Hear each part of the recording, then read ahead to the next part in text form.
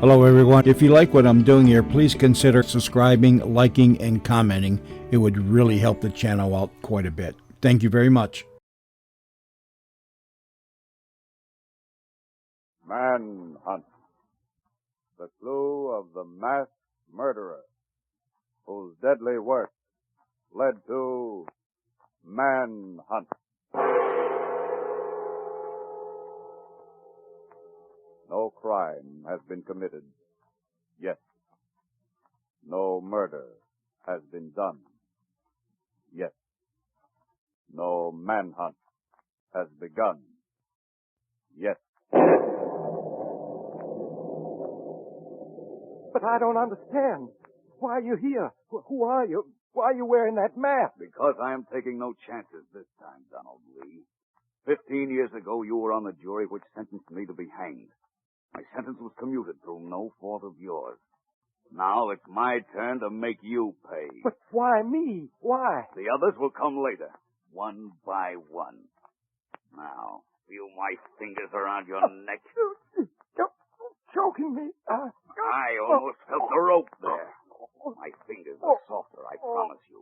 But just as deadly. There. A human being lies lifeless on the floor, his murderer safe from recognition behind his mask. Who will tear off that mask and reveal the killer's countenance? Who will start the manhunt?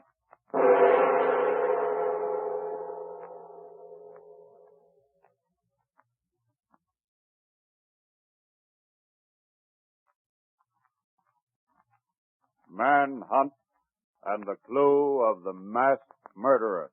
Hey, Ronnie, Bruce Stevens got here yet? No, sir, but I'm on my way down to the ground floor. I'll watch for him, Sergeant Morton. Watch for him, he says. Go get him. He won't stay in the police laboratory where he belongs. When I sent for him, he's missing. Oh, no, he's not, Bill. Here he is, in person. In person, he says. What do you think I expect, a movie? Listen, Drew, we got a call at homicide early this afternoon. It said a dead body, would be found in apartment 8G at this address sometime tonight. Well, why don't we open the door and see if it's there? I looked 10 minutes ago. There's nothing there. I got cops all over the building, on every floor, at the elevator, on the stairways, everywhere. And nobody has come near here with anything that looks like a dead body. All right, so I didn't miss anything. This is the apartment right here, huh? Yeah, but nobody could have put anything in it since we've been here. Mind if I look? Mind if I look, he says. Go ahead, the door isn't locked. I'll wait here. Okay, I just want to see the room.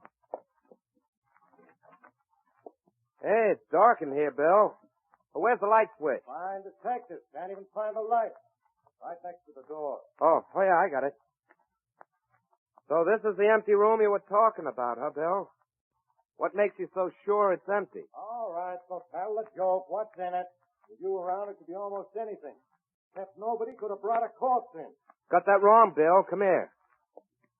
With you around, somebody did bring a corpse in. Huh? Yeah. What else is that on the floor but a dead body? A dead body? What? Hey, Murphy, Flanagan, Kelly, this way. Yes, sir. Murphy, find out who's got the apartment next to this. Yes, sir. Kelly, take the other side. Flanagan, check the cop on the stairway leading to the roof and see if anybody passed him. Then check the roof. Get going. Right. Hey, look, Bill. That building across the court. There's a window facing this room. Hey, Taylor, find out who's in the apartment in the next building that faces this window. Up to it. Yes, sir. I wonder who the dead guy is. Never mind that. How did he get in here? That's what gets me. I'll send for the medical examiner and the photographers, and we'll try and identify him. I want this room just as it is when they get here. So you come on out in the hall, Drew. Okay, I wouldn't have touched anything anyway, but let's go. What do you think of this case, Drew? It's ridiculous. On account of it, couldn't have happened. Well, it looks that way, Bill. There's no fire escape at the window, so even though the window was open, that doesn't mean a thing. Doesn't mean a thing, he says. Tell me something that does mean something. I tell you, nobody could have been put in that room. It's impossible. Sergeant Morton, there's nobody home in the apartment on this side of the room. Using the skeleton key. First down, 10 yards to go. And nobody home in the apartment on the left either, sir. We checked it, not a soul in sight. Nobody passed Casey on the stairs, Sergeant Morton. Not only that, but nobody on the roof either. Well, all that has to happen is that there's nobody in the apartment across the court, and I'll agree that the thing's impossible. Excuse me, sir, but I just came from that apartment. There's somebody home there, but they're okay people. Listen, I'm the guy who judges whether people are okay or not you. Somebody's home there, huh? Well, we're booking whoever it is. I'm going to do it myself. Okay, Sergeant Morton, but don't say I didn't tell you. You see, the apartment across the court is occupied by the police commissioner himself. Who cares? We'll run him in, too. What's that? The commissioner. I think I'm going to have another look at apartment 8G, Bill. Okay? Go ahead. Thanks. Thanks, he says. What a mess. All I know is nobody could have brought a body into that room. Hey, Bill. Now what? Don't tell me there isn't a dead body in there. There isn't a dead body in here, Bill. Here, take a look for yourself. There's 2 dead bodies.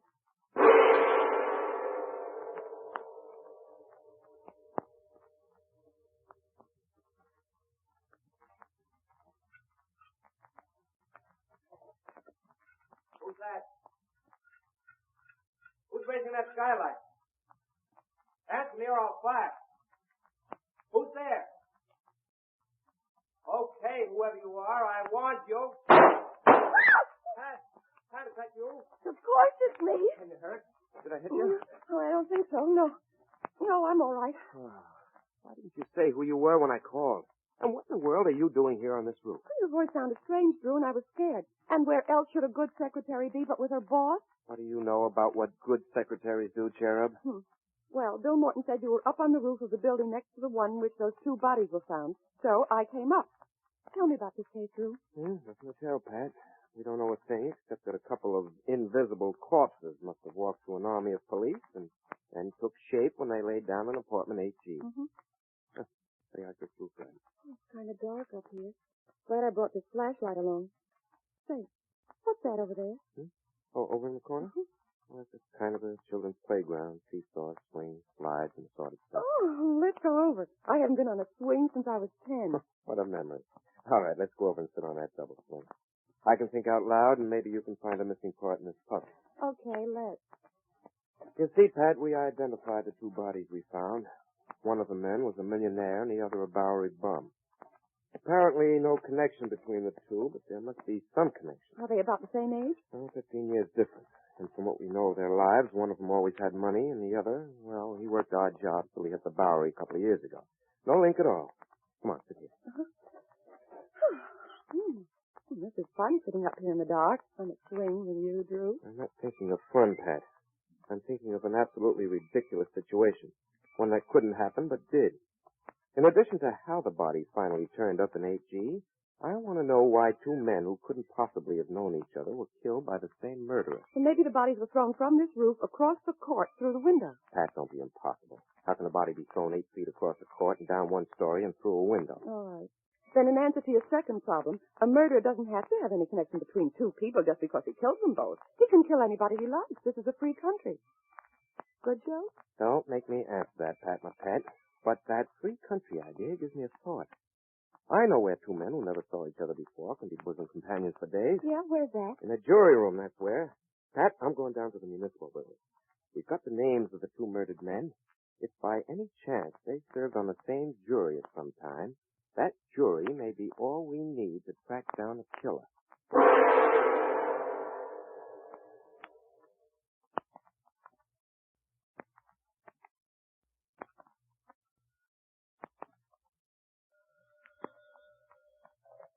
Hello, Drew Stevens speaking. Drew, this is Bill Morton. Pat told me you were down in the municipal files checking records. Hey, Drew, what do you think happened? Well, as a guess, I think a fellow by the name of Richard Martin was just murdered. How could you possibly know that, Drew? We just found the body. Did you kill him? No, Bill. But he figured to get it. You see, 15 years ago, a jury of 3 men and 9 women convicted a man named Paul Brooks of a killing. Well, 2 of the men on that jury are the ones we found dead in apartment 8G. The 3rd man was Richard Martin. Too bad I didn't know this sooner. I might have saved his life. If you know that much, where can we find this Paul Brooks? I know that too, Bill, but this is my case. He's got his name and address from the parole board. He was released on Monday. I'm going to pick him up myself. You'll hear from me as soon as I do. Okay. But remember, we got 3 dead bodies already, Drew. The killer might get an idea this is a bridge game and invite you to make a 4th.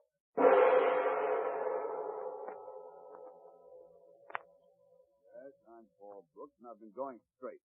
Here's my parole record. You're going straight, all right, Brooks. Straight to the chair. Pretty stupid of you, thinking we wouldn't trace that jury that sent you up 15 years ago. Strange coincidence, isn't it, that 3 of them are dead now? Some coincidence, Brooks. Come on, we're going downtown. Don't be a sap copper. Huh?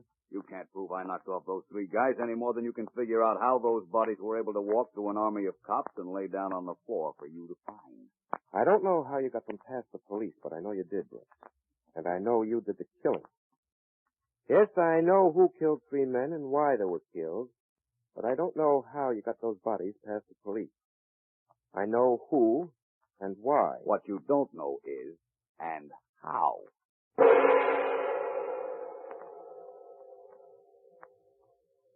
Here we are, trapped outside apartment 8G again. And when I looked in a minute ago, it was empty again. What are we doing here? Well, Drew said to meet him here in the hall, Bill, outside 8G. He had a reason. Hey, Bill. Oh, that's Drew's voice. Bill.